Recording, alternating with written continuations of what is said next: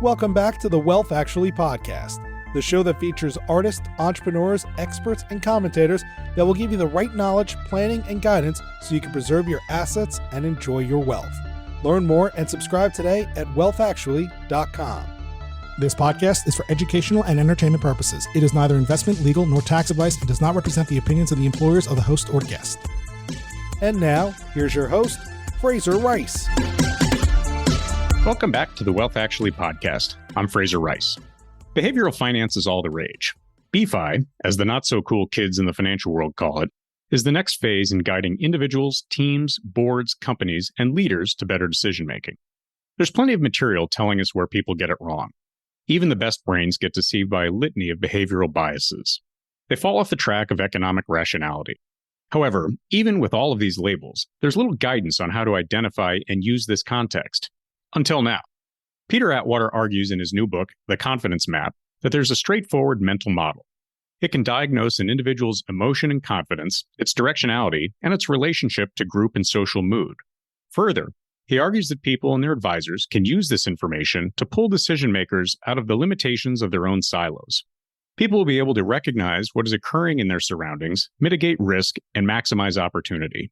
We'll discuss Peter's findings, the mental model he's developed, and finally, the process of writing the book. Welcome aboard, Peter. Thanks so much, Fraser. It's great to be here. Well, I'm psyched for you because the launch of your book is coming out imminently. And first of all, I want to congratulate you on that because that's a big achievement. Having read the book, you were kind enough to send along a copy ahead of time. I think you're going to have a really big impact with what you talked about in it. So before we get into the book, let's go through a little bit about your background. For listeners here, I worked for Peter for a little while back at Wilmington Trust, which was a great experience because we had someone who was thoughtful and business-oriented and at the same time understood the needs and problems of being a fiduciary and that type of situation. But take us through a little bit about how you got to where you are right now. Yeah, so I have two careers. I have a career that, to your point, includes time at Wilmington Trust. I started right out of college with JP Morgan, spent 13 years there, starting, building, ultimately running their asset-backed securities business, and then left there to go work for one of my clients, which was First USA, that ultimately got bought by Bank One, had a variety of jobs there, treasurer, helped run the asset management business, and then ultimately ran the private client business. And if I think about that part of my career, it feels very traditional, very client-focused. And then when I was working for Wilmington Trust, it coincided with my 45th birthday. And my son proudly announced his math skills. I think he was 8 or 9 at the point, to remind me as I was blowing out the candles on my cake that I was halfway to 90. And those words, really stop you in your tracks. And I didn't quite know what it was that I wanted to do next, but I knew that what I was doing wasn't what I wanted to do for the rest of my life. And my wife generously dealt with me during a period of time of indecision. I stopped working, not knowing what I was going to do next. Next turned out to be advising some money managers and hedge funds through the financial crisis in 2008. Having been a bank treasurer, having worked in securitization, having dealt with the rating agencies and regulators, I had a pretty good sense for what was likely to unfold. But when the crisis bottomed, I didn't think it was over.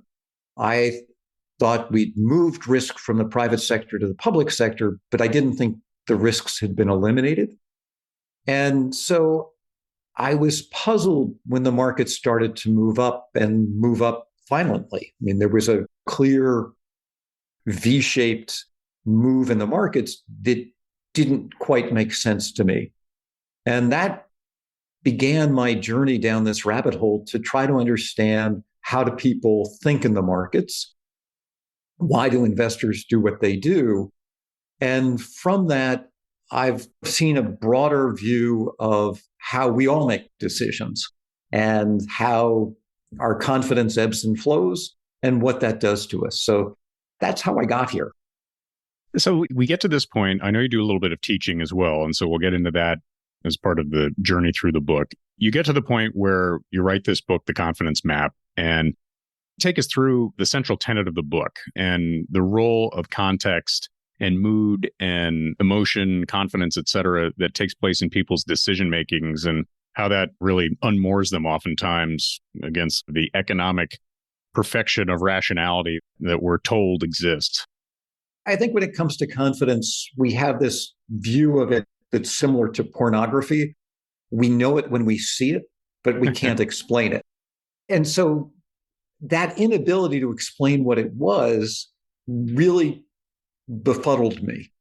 I had difficulty in the classroom trying to explain it to my students. I felt like I was creating this big word cloud of abstraction. We talk about trust, we talk about hope, fear, all of these different aspects of confidence, but there was no clarity to what we really meant. And ultimately, I settled on two elements that I think are essential to feeling confident. One is that we feel we know what's coming, that there's predictability to our lives and to the world around us.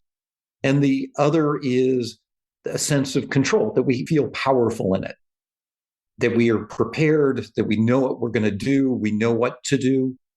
We have skills, tools, the resources to be successful in the world that we imagine ahead. And so the term certainty and control became foundational to the way I look at things. And the reason that I call this the confidence map is that with those two words, I created a 2x2 framework of boxes where certainty high and low, control high and low. Suddenly I could start to see that there are patterns to our behaviors depending on the mix of certainty and control that we feel. One of those things that it lends itself to, and we were talking beforehand about the nature of that matrix and how being able to put one's, in a sense, feelings on a map and that it's movable. This isn't established at birth. At various points along the way, it can move and ebb and flow. And then therefore, if you have some understanding around that, that helps to inform the context in which you're making decisions. The question against that long backdrop there is, you have this map of certainty and control, highs and lows with all of that. How does that lead into that confidence and vulnerability that ultimately I think is the feeling or the emotion that sometimes whipsaws people when they're thinking about things? If you listen to the way we talk, we would say confidence comes in three sizes: none, some, and too much. We either don't have confidence, we have some confidence, or we're overconfident. That's not entirely accurate. And so as I was looking at this environment where we have low certainty and control, what became clear was, well, that defines moments of vulnerability in our lives. And so you can start to think of confidence as existing on a spectrum from feeling uncertain and powerless, a sense of being defeated at one end, and feeling invincible at the other, where we're absolutely certain what's coming and we're absolutely sure in terms of what we're going to do to handle it. So I think of our lives as moving around these feelings of confidence and vulnerability. And vulnerability is a really powerful motivator of the choices that we make. And I think we underappreciate, particularly today, the role that our feelings of vulnerability have in the choices that many people are making. So in the context of the book, how should people, when they're armed with this understanding, think about their own position on the confidence map when they're making decisions? It seems like you almost have to remove yourself from your body and see where you are in the context of not only your own brain, but in the mood and social milieu in which you're making these decisions. Yeah, so I think of these four boxes almost like four very different countries: Japan, the United States, Brazil, and India. These are very different places. We think differently, we talk differently, we process information, we make what we want in these boxes is distinct to where we are. And that becomes really useful because I can quickly say, I feel vulnerable and put a pin in that lower left-hand box in what I call the stress center. And if I can pause for a second after reading my book, you'll know that, okay, when I'm in the stress center, when I'm feeling vulnerable, the things that I'm going to say to myself and others aren't going to be especially kind. Our mean voice comes out. I also know that I'm likely to be much more emotional and impulsive, that I'm going to doubt my ability to regain confidence. I'm likely to see more uncertainty and feel more powerless than reality suggests I should. If you think about it on an airplane, when turbulence hits, we immediately feel like the plane's going to crash. Well, the odds of a plane crashing are incredibly remote. But in that moment, we don't think rationally about that. And so to the extent that we can realize how our stories, our preferences, our actions, the way we think are a function of where we are, then you have some objective basis to say, whoa, whoa, whoa, whoa.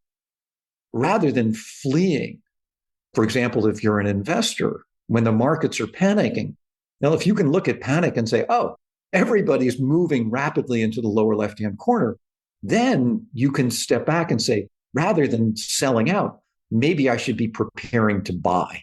That this is an objective way to know where we and others are. This leads to something that I found particularly compelling in the book, which was the role of leaders in diagnosing what's happening on the outside and then happening in the broader society, maybe within specific groups within society, and how that impacts the strategic decisions that are made within a company context or something similar. Politics would be a great example of that too. Let's dive into this a little bit. When you're advising people around this, especially people in leadership, either at companies or et cetera, how do you help them define the group versus the individual? And how do you sort of cut across placing groups or societies in that confidence map versus the individual? I think of there being three levels of confidence that we're all involved in every day. One is societal confidence. And there, whether you're dealing with Gallup or the Conference Board or Michigan, they're really good at giving us a sense of how we, America, woke up in the morning. And I always think of that as a good way to start, because that's going to frame the macro environment of decision making. And then you can start to break into subsets. So I can look at a technology company today versus how a inner city group might feel, because we're all part of sub-environments that have a sense of abundance or scarcity to them. And that abundance or scarcity has a big impact on what we as a small group might be doing. That scarcity could relate to safety or money or control and power. There are characteristics of the things that matter to us. And then there's the situational environment where you have different triggering events. Before we got on this call, you talked about an experience in trying to deal with something in the travel. Your flight was screwed up, and what do I do? So you can think about these as being either amplifying or dampening our response. If we step back and just this week, look at what's happening in France. So you have consumer confidence there very low to begin with. You have subsets of the population that is very, very low, where they feel less than, there's a sense of scarcity. And then you throw on a triggering spark. Not surprisingly, that's an environment where you're going to have this spontaneous social outrage. We saw the same thing in the US with the Black Lives Matter movement. You had the backdrop of COVID and the powerlessness people felt. You have a community that already feels disadvantaged. And then you have the spark with the shooting of George Floyd. So these are things that, whether you're a policymaker or a corporate leader, you need to be attuned to, because that's going to have a big impact, not only on what others are doing, but likely your response to what others are doing. One of the really good examples that you talk about in the book is the Tylenol case, where you had a crisis, you had poisoning of Tylenol from a pure business setting. You have potentially the absolute destruction of a brand. And maybe take us through that example a little bit. And I would say there are plenty of lessons learned from the Tylenol example that maybe Bud Light could learn from in dealing with maybe a foot fault on one hand, but then trying to navigate what's going forward. Give us some context on that Tylenol example so that listeners who are under the age of 40 have some idea of what's going on there. Sure. So you had 7 capsules of Tylenol, containers of Tylenol that had been somehow ended up with, I think it was cyanide in them. And so on the surface, you would say this is a very small, isolated event. And as a choice, the folks at Johnson & Johnson, which own the Tylenol brand, could have just dealt with this as a problem, I think, in Chicago. They didn't. The leadership there, Jim Burke, they pulled every container of Tylenol on the shelves across the country. They eliminated the potential threat to all consumers. And this to me speaks to the difference between how they dealt with the problem versus how most corporations deal with the problem. For most corporations, the response is fix the damn problem now. So they tend to be very specific and concrete in what's broken. They try to minimize it and eliminate it as quickly as they can. Cap the well, fix the plane, do something that is very, very specific, concrete, and be done with it. That's great, but it's woefully insufficient. It fails to address the uncertainty and powerlessness that have arisen from the problem. To me, the difference between a problem and a crisis is the feelings. What makes something a crisis is how we feel about what's happened. So there, you have to think about threat elimination, not just problem solving. And here, thinking about what's the vulnerability that's arisen from this, and how do I make people feel more certain and more in control of the situation. And there, I think the folks at J&J were brilliant. If I eliminate the threat entirely, then everybody feels better. I've put a floor on how low confidence can fall. And whether you look at the company's stock price or the resurgence in the brand, they were treated as heroes. And we don't have a lot of heroic crisis management today. We have a lot of crisis minimizing strategies. Don't talk to the press, limit the information, minimize the problem. And if you look, for example, at Boeing's handling of the 737, the MAX series jet crashes, they thought they had a plane problem. What the data, the news headlines, the stories, the policymaker response, the passenger and airline carrier response all suggest is they had a vulnerability issue. People didn't feel safe. And so until you address that safety concern, if you're an airline, you don't have an airline. I mean, ValueJet learned that firsthand. So leaders need to rethink what's the real problem. As I tell doctors, the difference between curing a patient and healing a patient is addressing the confidence of the individual. A really important example there. Just to muse a little bit on the Bud Light component, where I'm not sure you don't have a safety problem exactly, but you do have a faith in the brand problem that's developed over time because of, let's call it a branding misstep, which I think we can call it since they've lost market leadership and 30% of their sales at least, et cetera. How would you think about that in terms of telling somebody what they should do going forward? In a case like that, they've broken the promise. And I think that it's unclear that the folks in the marketing area at Budweiser really had a good sense of what the promise was. What was the certainty and the sense of power and control that you were giving users, giving the consumer? What were you guaranteeing that they would have? Because I think if you step back and look at their missteps, they took away a sense of certainty of what the brand stood for. They took away a sense of control to the consumer. And you have to be really careful with both of those. One of the reasons that I like certainty and control so much is they're actionable, but it also means they're actionable in a destructive way. You can take them away. You're watching companies more broadly deal with this problem with the employees that they said could work from home. Now they're taking that control away from individuals. And as they're seeing, we're not happy when somebody takes away our sense of certainty and control. You're inherently making me feel more vulnerable.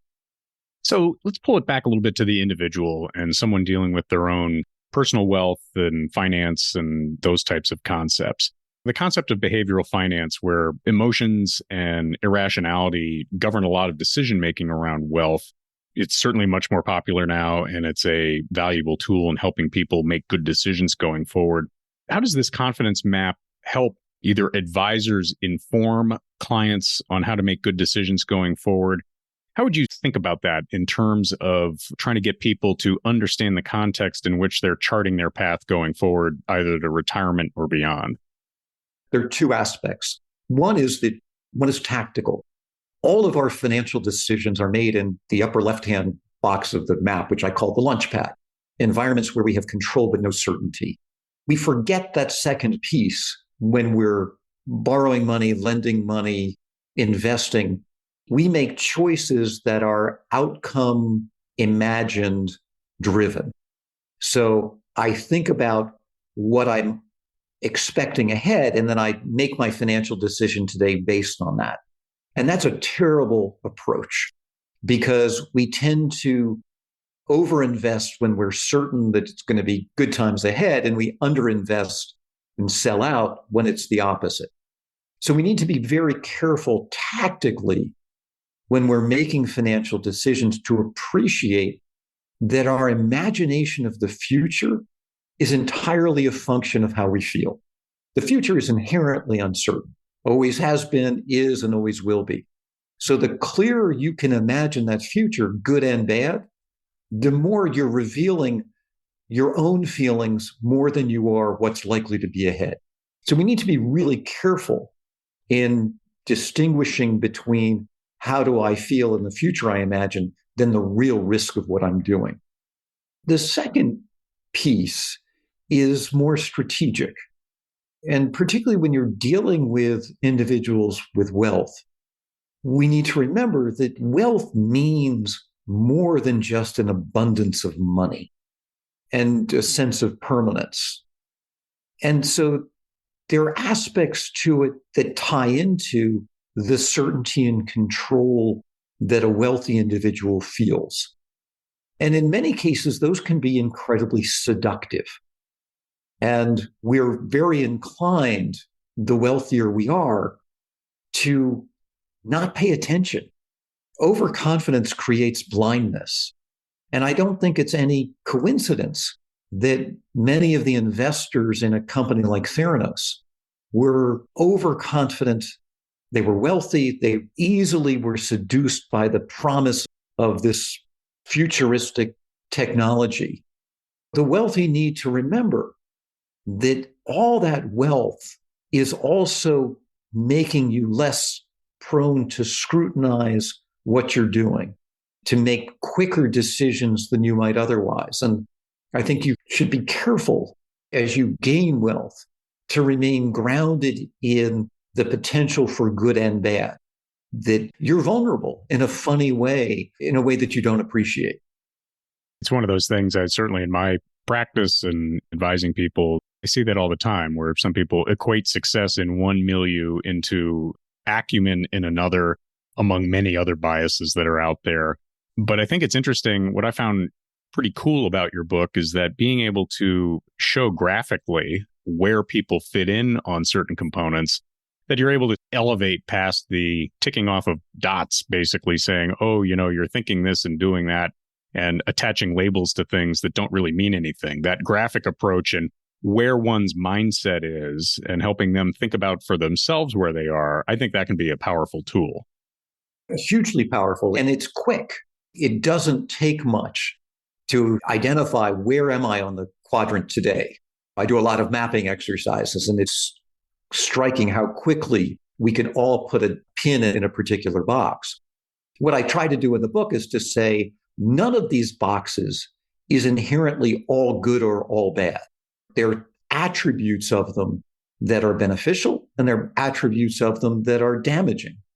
And so being aware of them enables you to make better decisions no matter where you are. And I try to give some suggestions of things to do to make better decisions in all of the 4 boxes.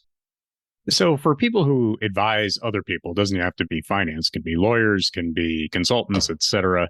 What equipment, and I put that in bolded air quotes, should they have in being able to use some of the concepts that you're talking about? I would say that just reading the book and going forth blindly might be a little reckless. What else should they be thinking about in terms of having a good grounding in helping people understand themselves where they are and then where they fit in with the broader decision-making context? One of the first things I ask advisors and corporate leaders to begin with is, what box are you in what you do for a living? Because many individuals don't appreciate that businesses inherently operate in different boxes. If I'm an emergency room doctor, my day is spent in the stress center with individuals who are there because largely they feel uncertain and powerless in their health. But if I'm a company like Home Depot or Lowe's, I operate in an environment of the launch pad. People come to me because they want control of the situation and they're going to solve the problem themselves. The world of do-it-yourself, including in the investment world, is in that launch pad. The advisor space, though, is an environment of what I call the passenger seat, where others have certainty, but they don't have control. It's law firms, it's luxury dining, it's the service industry. But a lot of advisors get themselves really cross-legged because their clients, many of their clients, want to do it themselves. And so they end up in this tense environment where the client wants to be in the launch pad and they want the client in the passenger seat. And there's this struggle for who's got the steering wheel. And I think companies and individuals in the advisory space need to be really clear with their clients that I don't do that. We don't offer that. And others do. And by all means, have funds that you invest on your own. But a driver's ed car solution is going to lead to a terrible outcome. I'm hardwired to worry, and these powerful tools in the hands of the charlatans on one end and then the pernicious on the other hand scare me a little bit, because I could see someone being able to diagnose people in points of vulnerability to then deploy something that they want to sell to them.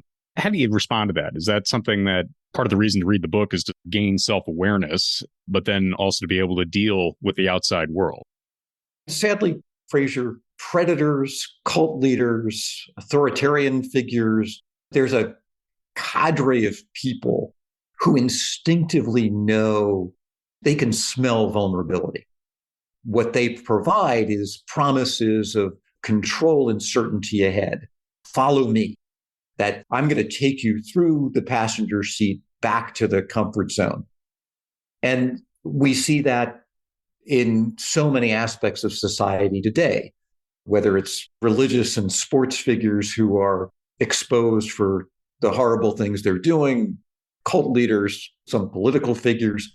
And I don't think my book gives them a guide. I think they're already pre-wired to do that. What I hope is it enables those who are feeling vulnerable to be much more aware of the potential that they have to be victimized. The predator never wants to empower the victim. Their worst nightmare is that you ultimately regain control. And whether you look at a character like Harvey Weinstein, what they want to do is to put people into an environment of certainty and powerlessness as long as they possibly can. And what those who are entrapped by that begin to realize is they're going to be there forever unless they take control. And that's a really hard thing for many individuals because they're forced to swap an environment of powerlessness and certainty for an environment of control, but intense uncertainty. So it's a real reversal in environment.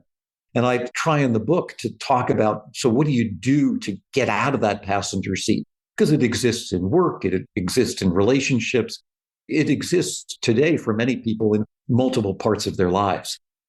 Well, one of the things that I really just thought of this now was in terms of diagnosing startup founders and entrepreneurs and people who are comfortable in the total control, total uncertainty component of a business startup.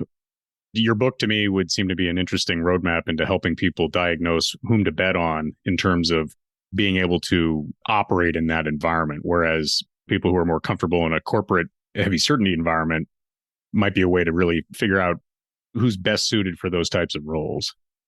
Yeah, and I think that if you're going to go work for a startup, you have to recognize that chances are you're going to work for somebody who is a dominant entrepreneur. So you're going to be on a roller coaster. You're going to be a passenger seat on wherever that individual is driving the organization. The challenge for those leaders is that ultimately to succeed, they must empower others. So many businesses fail because control is never spread out to others, that the founding dominant figure leaves this vacuum of followership, none of whom is capable of taking the reins. I talk about Spanx and what Sarah Blakely did, because I think what distinguishes her is a self-awareness that said, okay, I'm a founder, I'm a dominant entrepreneur, but for Spanx to ultimately become this corporation, this brand that I think it has the potential to be, I need to empower others who are all about mentoring and growing the leadership depth of the organization. If I look at a company like Disney and even Starbucks, you have these dominant figures in Bob Iger and Howard Schultz that have resulted in this boomerang leadership CEO model where they leave and are forced to come back. That to me is a really telling sign on the powerlessness and the lack of leadership development that they've fostered within the organization. If nobody is capable of taking the reins, you have a succession problem that is more glaring than you realize.